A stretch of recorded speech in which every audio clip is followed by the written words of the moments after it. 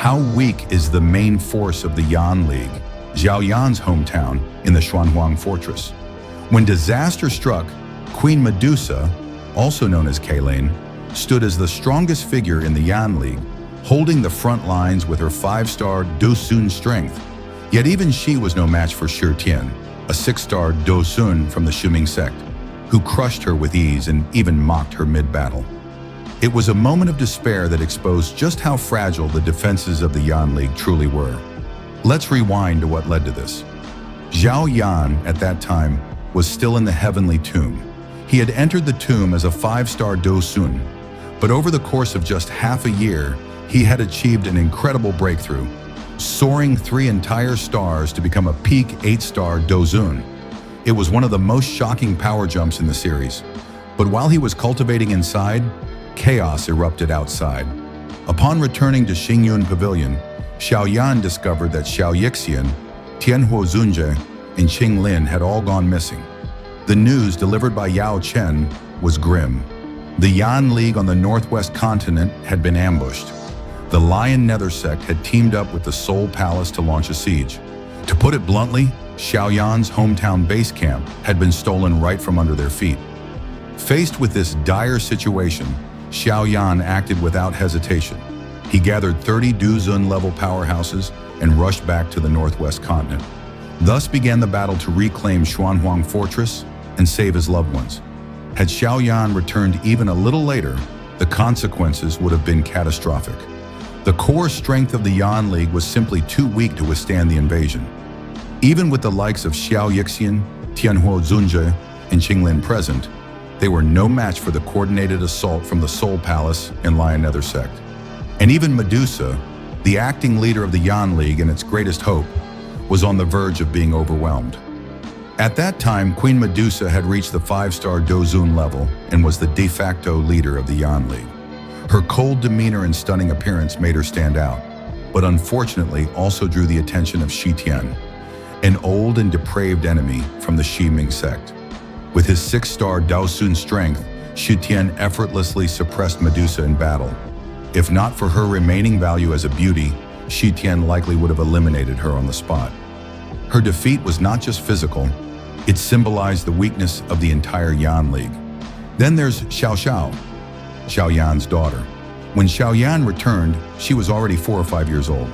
Although her exact role in the anime adaptation is still uncertain, the original novel reveals that Xiao was born with a 7-colored sky-swallowing python, granting her innate Dou Zong level strength.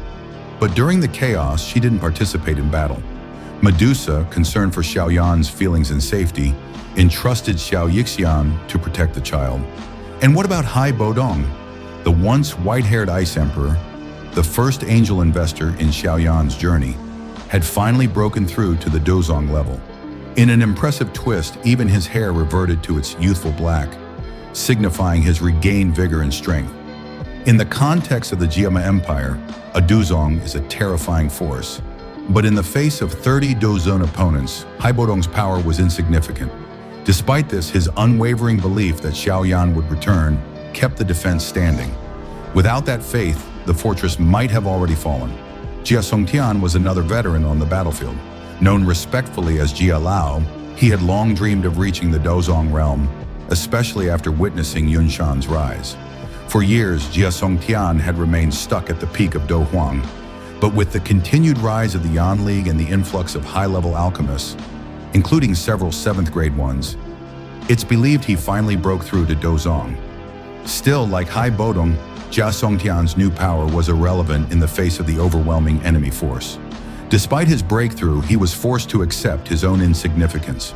Even more tragic was the state of Fama.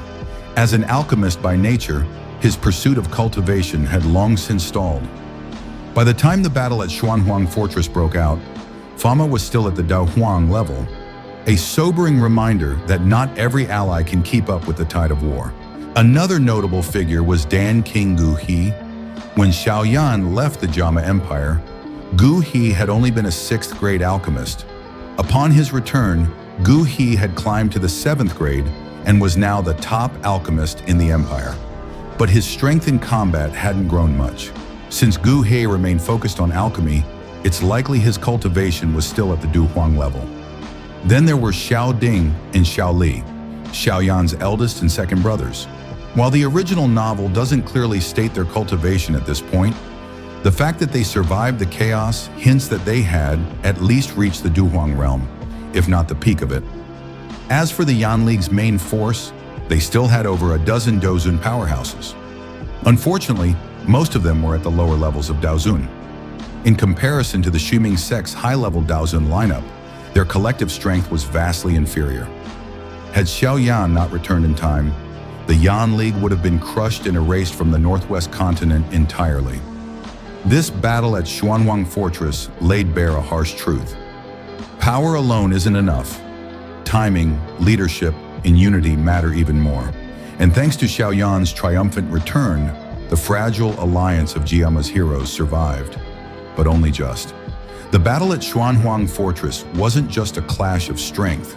It was a sobering reminder of how vulnerable even the greatest empires can become when their core is left unguarded.